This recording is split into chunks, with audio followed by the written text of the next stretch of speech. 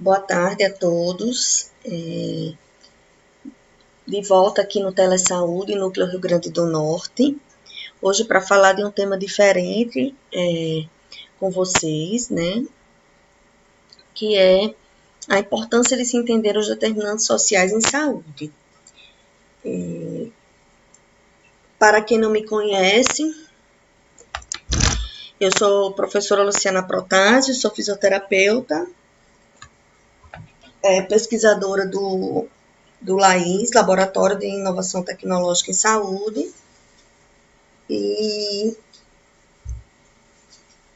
venho discutindo aqui no Telesaúde vários temas dentro da área de saúde, dentro da fisioterapia e afins.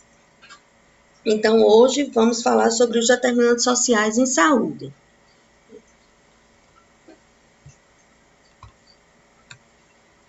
O conteúdo que nós vamos abranger hoje são visões diferentes sobre saúde, o conceito de determinantes sociais em saúde, relação entre os vários níveis dos DSS e atuação sobre eles. Diante de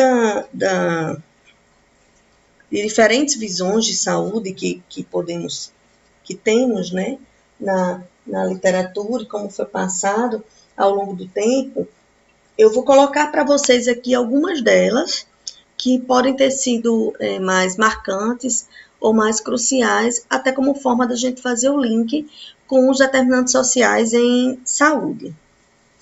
Então, a medicina tradicional, a visão da medicina tradicional, que foi colocada no início do século XX, ela é uma noção de saúde, né? A visão dela de saúde é como um estado livre de doença. Então, entendendo saúde como o fato de não ter alguma doença específica. E essa visão, ela foi muito bem aceita na primeira metade do século XX, principalmente entre os médicos e equipes de saúde como um todo, né? E existia aí a questão da aceitação de que a saúde e doença eram fenômenos objetivos e observáveis. Ter ou não ter alguma doença, isso era que definia a saúde de um indivíduo. No final da década de 40, 1940, foi colocada uma visão sobre a saúde, que era a visão, né, o conceito da Organização Mundial de Saúde. Essa visão proposta no final da década de 40, ela abrangia um conceito mais holístico de saúde, que é tido como a Organização Mundial de Saúde preconiza a saúde como um estado de completo bem-estar físico, mental e social, e não apenas saúde como ausência de doença. Esse conceito de saúde da organização da OMS, da Organização Mundial de Saúde, ele recebeu bastante críticas, né, sobre o significado, considerando aí o significado operacional do que se considera bem-estar, né, diante do que, de como isso deveria ser colocado nos sistemas públicos, né, de saúde, de maneira prática mesmo, de como se considerar saúde. Até se pensando que, como ele fala num estado de completo bem-estar, físico, mental e social, completo bem-estar, então, assim, o que é que seria realmente a definição de bem-estar, de um completo bem-estar? Então, isso seria um estado perfeito, um estado muito completo, então poderia ser uma situação inatingível, né? Então, isso aí mais foi considerado esse conceito desde o final da década de 40. Um terceiro conceito que foi colocado já depois do conceito da OMS, em torno dos anos 60 e 70, 1960 e 1970, foi o conceito ecológico, ou também considerado multidimensional, por ele considerar a doença, digamos assim, né, o estado de saúde sendo colocado por várias dimensões e não por um aspecto só do indivíduo. Então, aí ele colocava esse conceito, essa visão de saúde, como a interação entre o agente que causa a doença, o agente causador, o hospedeiro e o ambiente em que eles estão. Então, eles diferem das outras visões de saúde por ser mais contextualizado e dá uma ênfase maior nas inter-relações entre ambiente e qualidade de vida. E aí, se tem que esse modelo, né, multidimensional, o modelo ecológico, ele é baseado na tríade ecológica, né, tendo a tríade ecológica como base, né, o modelo de Levell-Clark, e mostra que esse agente, que a doença, ela é baseada nesse tripé, digamos assim, entre agente causador, o hospedeiro e o ambiente, que é um grande diferencial, digamos assim, um fator importante nessa visão de saúde em relação às outras, né? E então as doenças, elas são consideradas como desequilíbrios da autorregulação desse sistema, né? Desse sistema colocado como agente, causador, hospedeiro e ambiente. Uma outra visão é o modelo sistêmico de saúde. O modelo sistêmico de saúde, considerado, né, que começou a ser considerado na década de 70, ele partia de uma organização interna que iria regular as interações determinantes à produção da doença, juntamente com fatores vinculados a cada um dos elementos. Então, ele vê a saúde, como o próprio nome dele sugere, tenta ver a saúde como um modelo mais geral, como um modelo mais sistêmico, né? Que ele foi progredindo, digamos assim, e se chegou ao modelo da história natural das doenças. Esse modelo da história natural das doenças, ele é considerado um processo de fenômeno patológico. E aí, como é que isso se dá?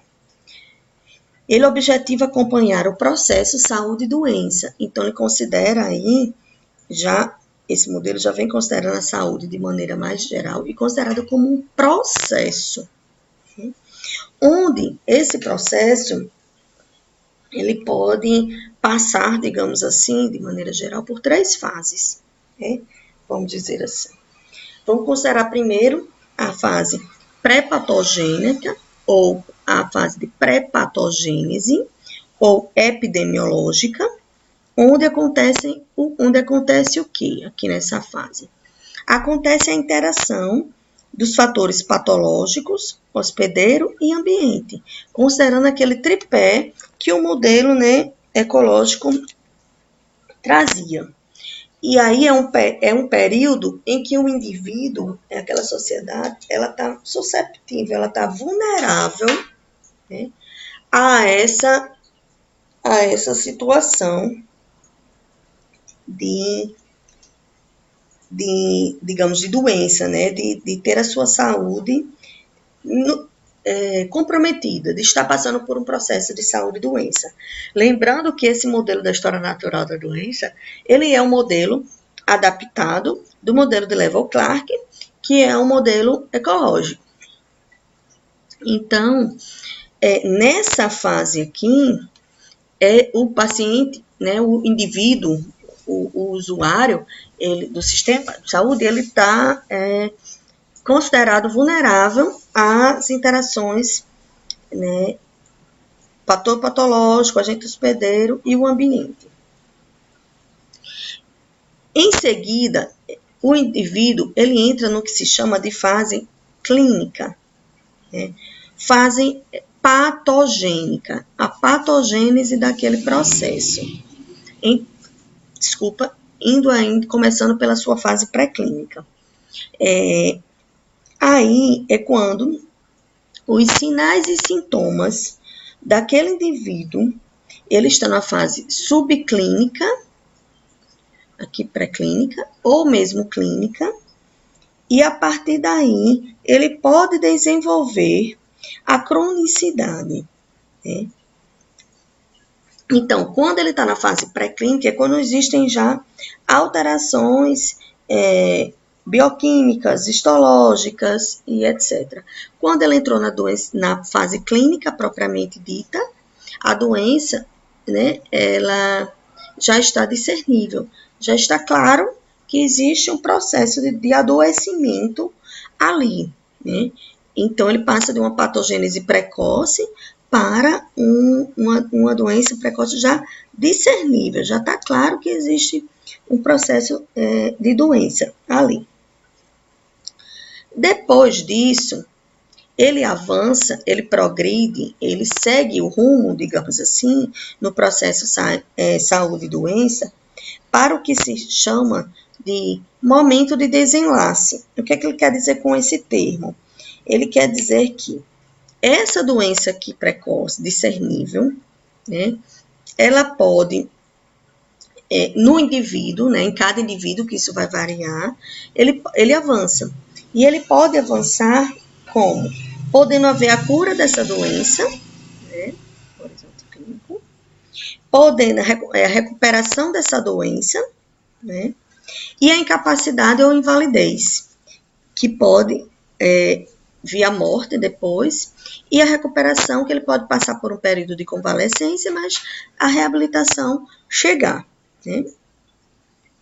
E então, com isso, gente, com todo esse processo aqui de saúde e doença, considerado pelo modelo da história natural das doenças, se tem atuações, digamos assim, diferentes. Então, nessa fase inicial do processo de saúde e doença, nessa fase pré-patogênica ou epidemiológica, se atua aí na atenção primária com uma promoção de saúde, né, fazendo com que o indivíduo, a sociedade, aquela comunidade venha a ter promoção da sua saúde como um todo, agindo para que nesse processo de saúde e doença se fique na saúde, digamos assim, e proteção específica, como é o caso, por exemplo, das vacinações. É uma proteção contra determinado fator patológico e que se está pensando em prevenção primária. À medida que avança-se para a fase clínica, seja ela pré-clínica ou a fase clínica propriamente dita, se tenham, né, aqueles sinais e sintomas, eles estão ainda pré-clínicos, depois eles se tornam discerníveis, e aí se pensa em quê? Se pensa numa prevenção secundária. É aquela prevenção em que prevenção secundária é onde existe o diagnóstico daquela doença, o tratamento e diagnóstico precoce. Ou seja, evita-se maior danos com esse diagnóstico precoce, se pensa na cura do indivíduo, né, com esse diagnóstico precoce. Ou mesmo a limitação do dano que aquela, né, possível doença possa causar no indivíduo. E aí se trata de uma prevenção secundária. Quando isso aqui não ocorre ou não ocorre de maneira eficaz, se avança, né, no processo de saúde e doença, e aí se tem o quê? Se tem a fase de reabilitação. O indivíduo, ou ele, né, entra numa capacidade residual, ou entra numa fase de recuperação, onde ele passa por uma convalescência e depois ele consegue sua reabilitação, chegando à sua recuperação. Quando acontece a cura em si, ele vem aqui no horizonte clínico, é porque houve a remoção dos fatores causais, né, para aquela doença. A recuperação da saúde, aqui, aquele indivíduo, ele pode entrar num período difícil, num período de convalescência, porém, ele chegar à sua recuperação. Ou outra possibilidade que existe é uma incapacidade residual, uma invalidez, onde o indivíduo pode ficar com algumas, né, deficiências aí, mas se pensa na prevenção terciária, em evitar complicações maiores, né? Em evitar-se maiores danos, maiores repercussões para aquele indivíduo, para aquela comunidade, para aquela sociedade. Diante desse quadro aqui como um todo, nós observamos o quê? Temos que pensar no tipo de prevenção que vem se falando, né, nos últimos tempos, que é a prevenção quaternária. Falamos aqui em atenção primária, promoção de saúde e proteção específica, em prevenção secundária, com diagnóstico, cura, prevenção terciária, em não se aumentar os danos de acordo com aquela doença, e aí temos que pensar, hoje em dia se pensa em prevenção quaternária, que diz respeito a quê? Diz respeito a um possível excesso de prevenção. A ideia é proteger o indivíduo, aquele indivíduo, usuário, paciente, de um sobretratamento ou de um excesso de prevenção. O indivíduo ali deve ser dado para ele, né, uma autonomia, para ele tomar as suas próprias decisões, sem falsas expectativas, entendendo qual é aquele processo que ele está passando. Isso faz parte da educação em saúde também.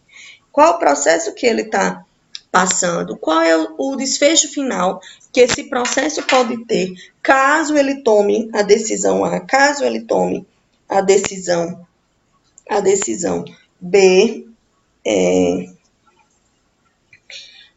aí ele ter a autonomia de tomar, né, diante do que foi apresentado para ele e das repercussões que cada escolha pode ter, ele ter a autonomia de decidir, né, sobre a sua saúde, né?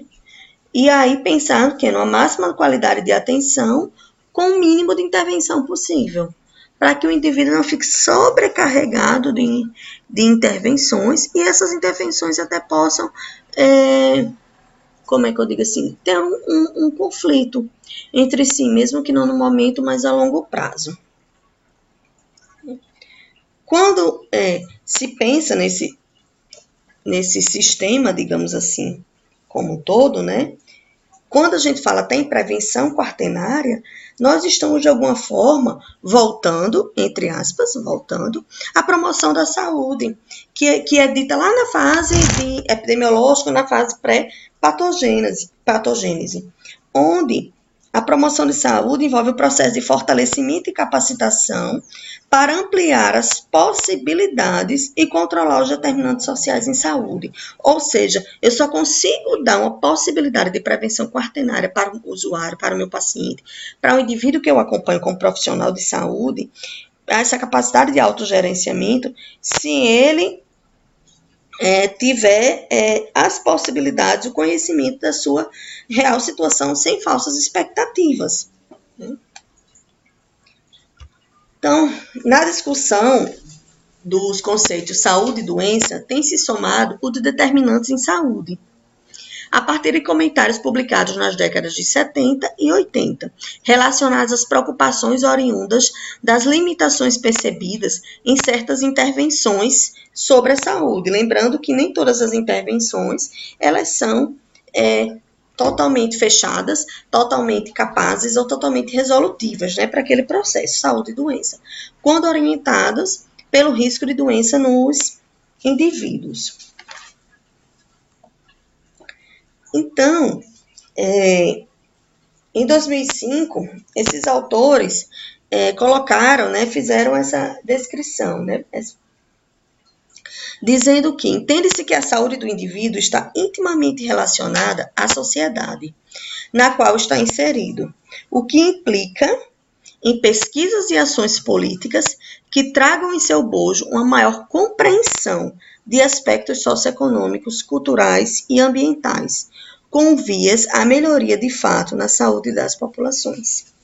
Então, a saúde do indivíduo, pensando em casos individuais, ela está relacionada à sociedade na qual está inserido.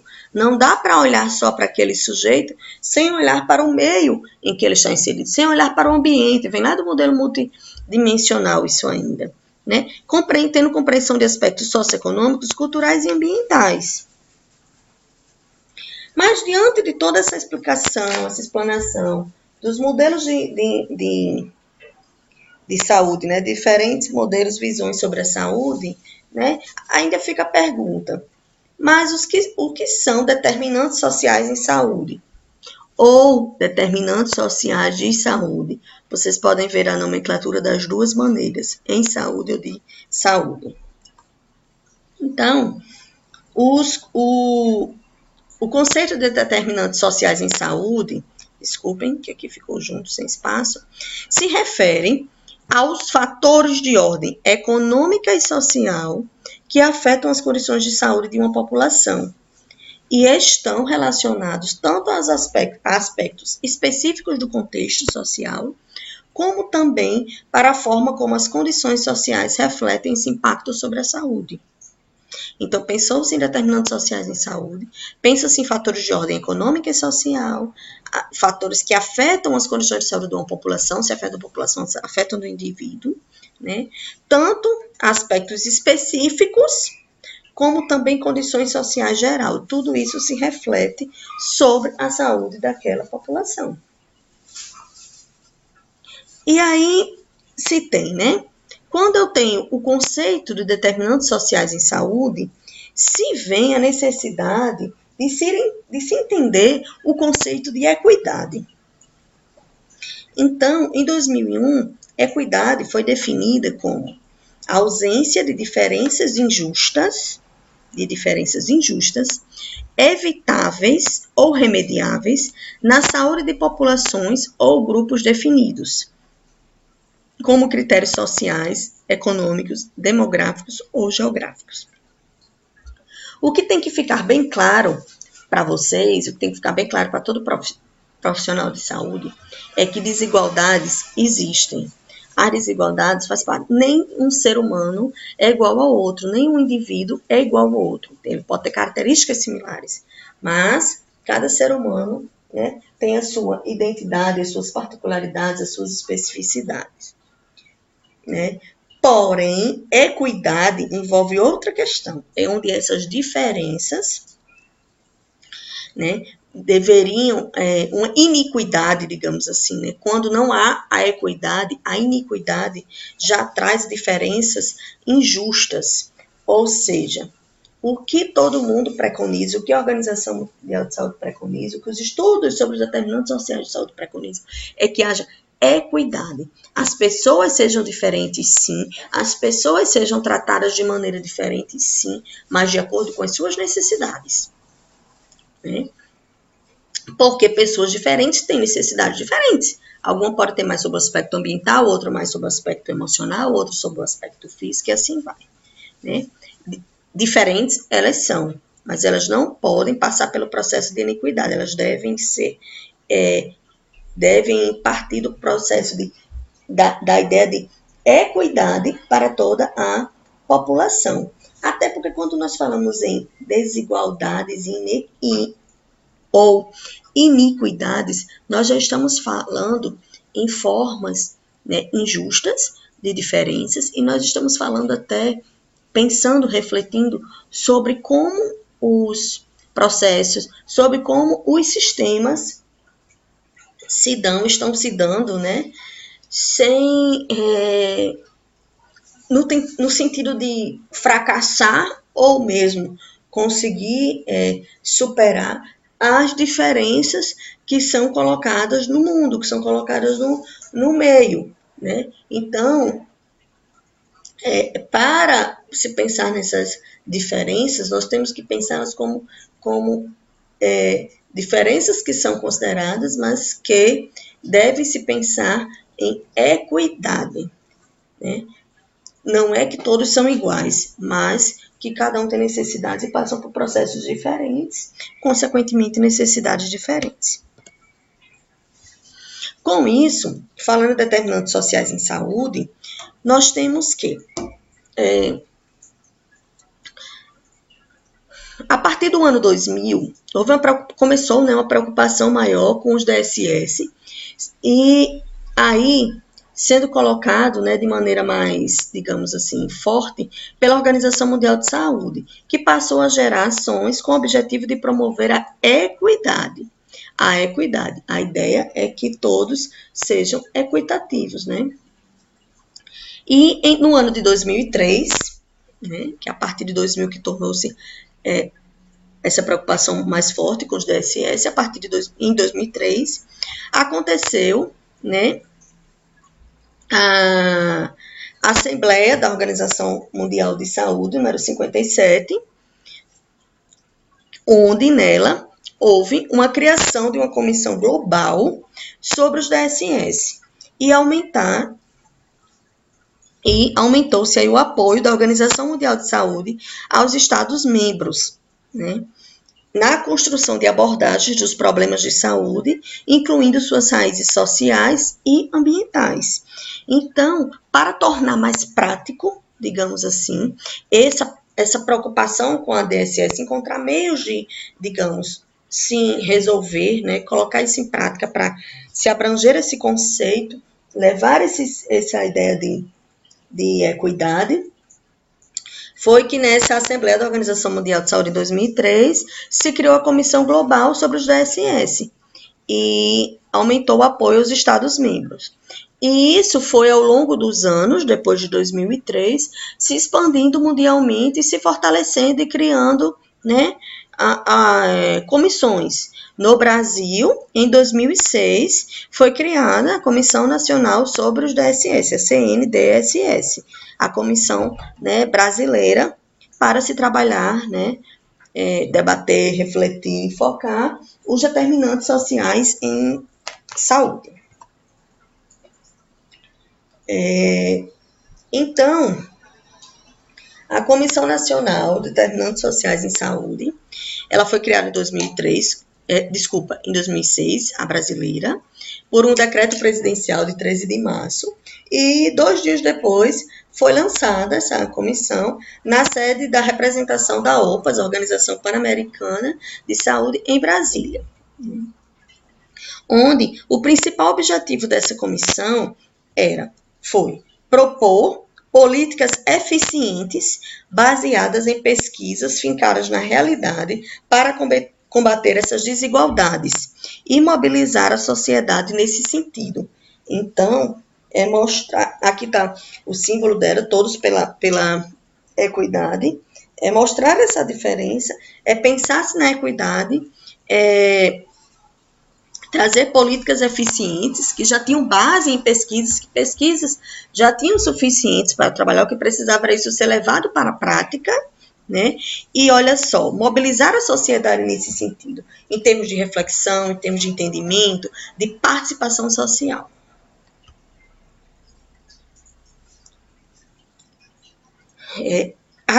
A Comissão Nacional dos DSS, né, ela é formada por diversos membros, onde esses membros eles são plurais, eles são diversos, para cada um trazer sua experiência em saúde, né, em epidemiologia, em determinantes sociais, para o crescimento, a evolução nos estudos, nos serviços, nas práticas, nas políticas públicas, nas políticas de saúde de maneira geral, para a sociedade.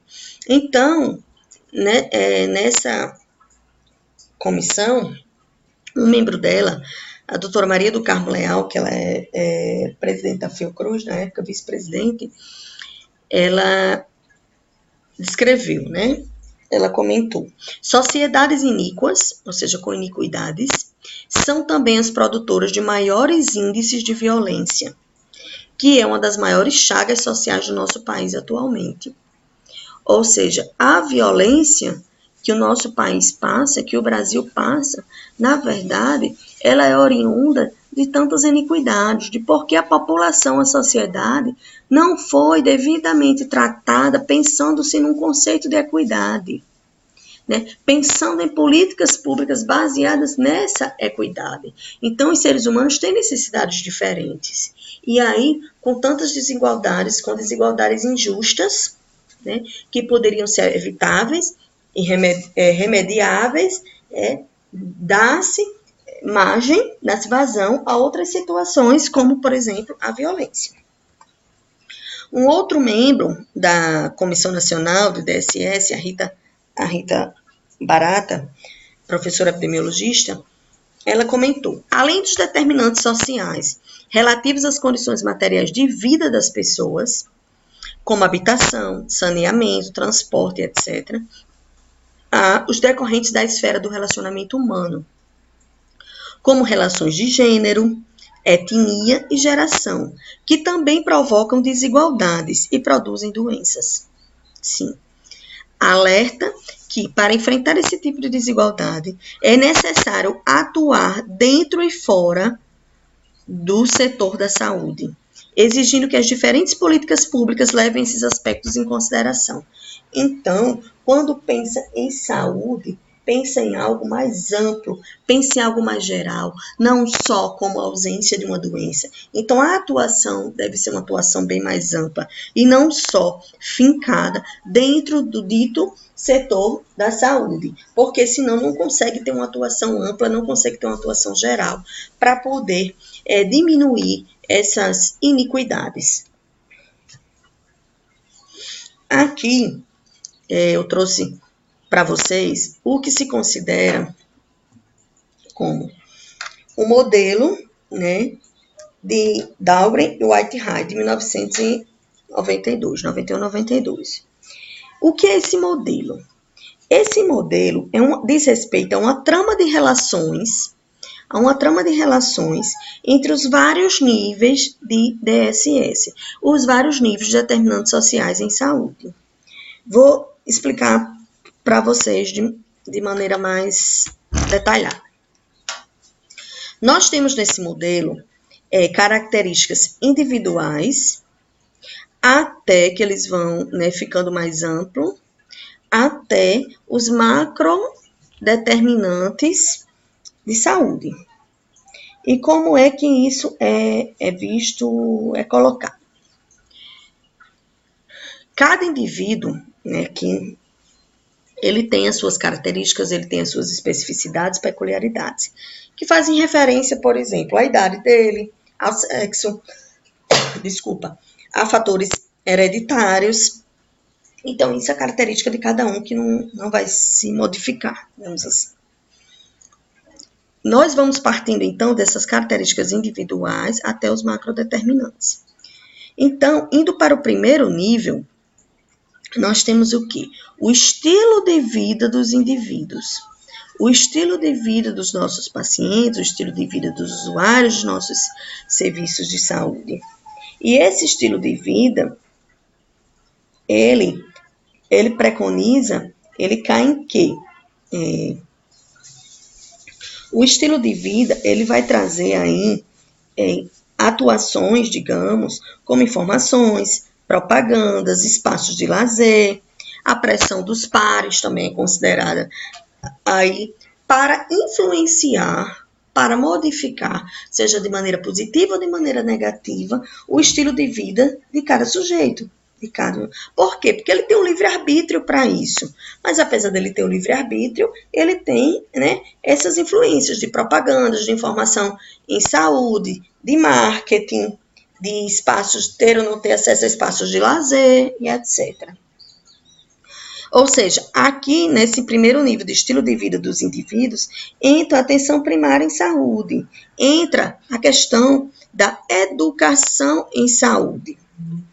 Aí, passando para o segundo nível, nós chegamos em quê? No segundo nível, redes sociais e comunitárias. Nós chegamos nos DSS propriamente dito. Então, aqui, nesse segundo nível, nós temos que pensar em políticas para a saúde da sociedade como um todo.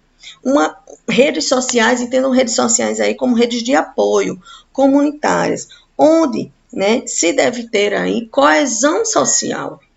Então, com a maior coesão social, as pessoas, os indivíduos, elas se ajudam mais, mutuamente falando, né?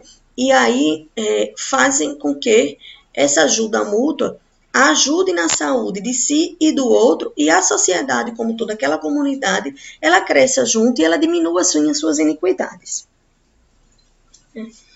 Quando vamos para o terceiro nível, nós falamos em condições de vida e de trabalho. Condições de vida e de trabalho diz respeito ao ambiente de trabalho, à educação, à produção agrícola e de alimentos, desemprego, água e esgoto, serviços sociais de saúde, habitação, alimentações restritivas. Então, o que é que se tem aí? O que se tem aí é que as pessoas, elas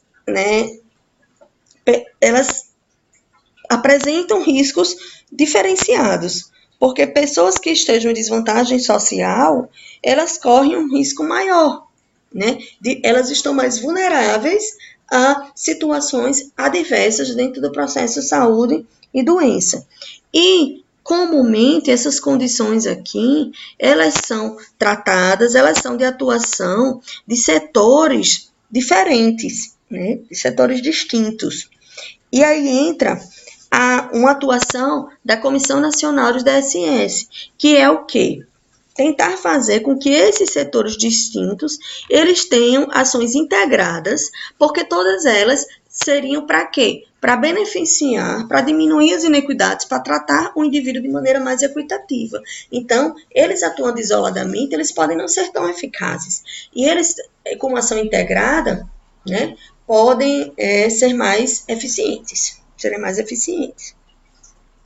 No quarto nível, nós temos as condições socioeconômicas, culturais e ambientais gerais, incluindo aí até a globalização. E aí pensamos em políticas macroeconômicas e de mercado de trabalho, vão entrar nisso aí, de fortalecimento dos valores culturais e de proteção ambiental também, né? Então, é algo aqui já mais geral, mas que afeta, sim, né, todos os indivíduos, comunidade, população. Os determinantes sociais em saúde, pela Organização Mundial de Saúde, ela coloca-se como 2, que são os DSS estruturais e os DSS intermediários. Né? Na verdade, todos eles são determinantes sociais em saúde, eles pesam para o processo de saúde e doença de um indivíduo, de uma comunidade, de uma população, de uma sociedade. Mas os estruturais são considerados o quê? Distribuição de renda, discriminação e estruturas políticas que reforçam as iniquidades. Então, os DSS estruturais são aqueles que realmente estratificam a sociedade. Pessoas que têm renda diferente, pessoas que são discriminadas ou não, e estruturas políticas que possam reforçar as iniquidades e não tratadas de maneira equitativa, são DSS que vão marcadamente mostrar que a sociedade ela está estratificada. E isso deve ser visto, olhado, combatido, ter políticas contrárias, né? E os DSS intermediários são condições de moradia, condições psicossociais, fatores comportamentais e biológicos e os sistemas de saúde, né? Considerado também como os DSS, pela Organização Mundial de Saúde. Aqui, nesse esquema, vocês podem observar, ele tem base nesse esquema anterior aqui, no modelo de Dahlgren et Heide, né, a trama de relações dos vários níveis de DSS, e aqui já é no sentido dos níveis de atuação sobre os determinados sociais em saúde. Então, no primeiro nível, como foi comentado, que é o do estilo de vida dos indivíduos, idade, sexo, fatores hereditários, nós temos que falar em que nível de atuação? Atuação primária. Atenção primária à saúde, né? Educação e saúde, informação, propagandas, espaço de lazer e etc. No segundo nível, onde já se envolve com redes sociais, redes de apoio comunitárias, nós também estamos na atenção primária à saúde e outras, mas pensamos já em redes de apoio, em comunidades. Então, isso pode envolver o quê? família, escola, clubes, associações comunitárias, igrejas. Eu não estou mais olhando o indivíduo separadamente, isoladamente. Eu estou olhando ele dentro de uma rede de apoio, dentro de uma rede comunitária. O terceiro nível, que são as condições de vida e de trabalho, né, que envolve o ambiente de trabalho, desemprego, educação, saneamento, produção de alimentos, habitação, serviços sociais e de saúde. Então, nesse nível de atuação aqui, eu já tenho que pensar que são níveis que tem diferentes setores atuando aí, é um nível que tem diferentes setores atuando, e o estímulo deve ser para que esses, mesmo sendo setores diferentes, eles atuem de maneira integrada, para que possam ser mais eficazes. E até que no quarto nível nós chegamos aos macrodeterminantes de saúde, né, que são as condições socioeconômicas, culturais e ambientais gerais, políticas mais gerais, políticas mundiais de ambiente, de economia, de cultura, pensando em termos de globalização. E aí temos o quê? Que a missão da Comissão Nacional de Determinantes Sociais em Saúde é promover intervenções nesses diferentes níveis de atuação, tendo como eixo central a promoção da equidade em saúde e articulando suas diversas linhas de ação em torno desse objetivo comum, que é a equidade. Como pilares das políticas relacionadas ao DSS, se tem, né, Pellegrini Filho em 2003, ele citou como pilar entre desigualdade versus iniquidade, isso que nós temos que ter como base. Desigualdade é algo que é aceitável, é normal, são as diferenças que existem entre os indivíduos, e iniquidades são aquelas diferenças injustas, onde não teve uma atuação, uma abordagem adequada, ou não tem. Então, para isso, nós temos o quê? Que as políticas dos determinantes sociais em saúde, elas têm que estar baseadas nesses três pilares. As evidências científicas, que elas já ocorrem há um bom tempo, desde os anos 2000, que isso a gente já tem base, o Brasil já tem base para isso, com trabalhos determinantes sociais e tudo, para questionamentos, para reflexões, né? E aí vira o quê? Em conjunto, a coordenação intersetorial, a coordenação de diversos setores para atuar com políticas públicas com níveis de atuação diferentes, mas de maneira integrada, visando sempre o conceito de saúde, um processo de saúde em doença e a equidade dos indivíduos, da população. E a ampla participação social, em termos de educação em saúde, de terem acesso à educação em saúde, de poderem tomar decisões, né, nas suas comissões, nos seus nas suas respectivas instâncias, lembrando que a comissão ela é dita plural, ela é diversa, ela tem participação, o grupo de trabalho dela tem participação dos ministérios, do CONAS, do CONASEMS, então, a diferentes níveis tem como opinar, como atuar, e para isso a sociedade precisa conhecer para ampliar a sua participação. Isso é um dos preceitos do Sul, né? O controle social. E aí, temos que não são as sociedades mais ricas as que possuem melhores níveis de saúde, mas as que são mais igualitárias e com alta coesão social. Então, não se pode pensar só em renda, não se pode pensar só em finanças e dinheiro para dizer que aquelas pessoas que vivem melhor, aquelas pessoas, aqueles indivíduos, aquela comunidade, ela é mais equitativa porque ela tem mais dinheiro como tudo. Não, não é isso. Para se tornar equitativa, né, deve-se ter alta coesão social. Isso sim é importante. E temos que a redução das desigualdades sociais da saúde e a satisfação de necessidades humanas básicas com vias a resgatar a autoestima, sentimentos de pertencimento e coesão social, além de mitigarem o sofrimento psíquico, é uma questão de justiça social. Então, reduzir as desigualdades sociais, satisfazer as necessidades básicas humanas, né? Tornar todo o processo, tornar a sociedade equitativa é uma questão de justiça social. Então, chegamos ao fato de falamos de vários modelos de saúde, de visões, e colocamos que no final da década de 40 foi colocado o conceito de saúde pela Organização Mundial de Saúde, como sendo um estado de completo bem-estar físico, mental e social, e não apenas a ausência de doença. Como até já foi comentado, esse conceito, ele recebeu diversas críticas, mas ele também tem seus méritos.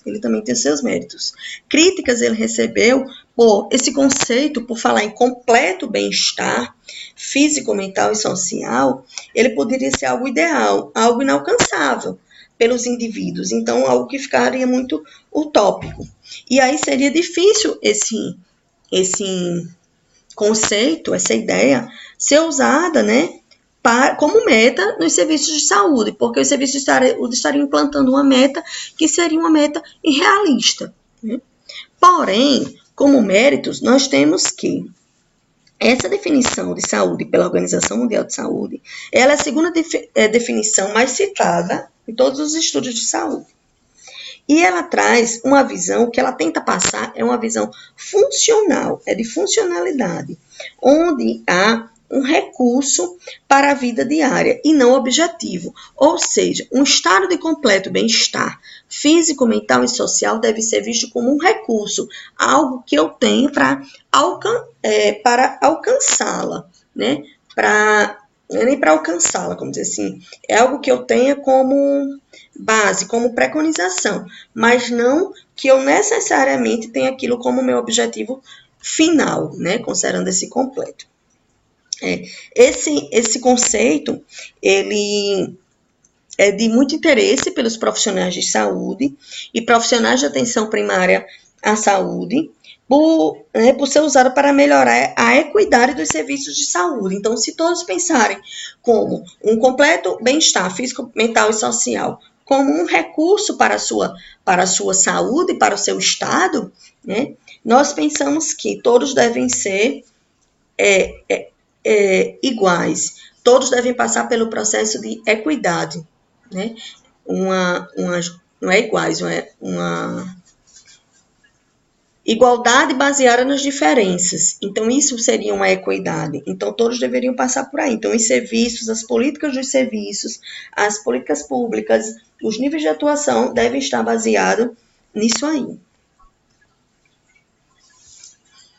Então, para fecharmos, temos que a evolução conceitual e prática do movimento de promoção da saúde em nível mundial indica uma ênfase cada vez maior na atuação sobre os determinantes sociais de saúde.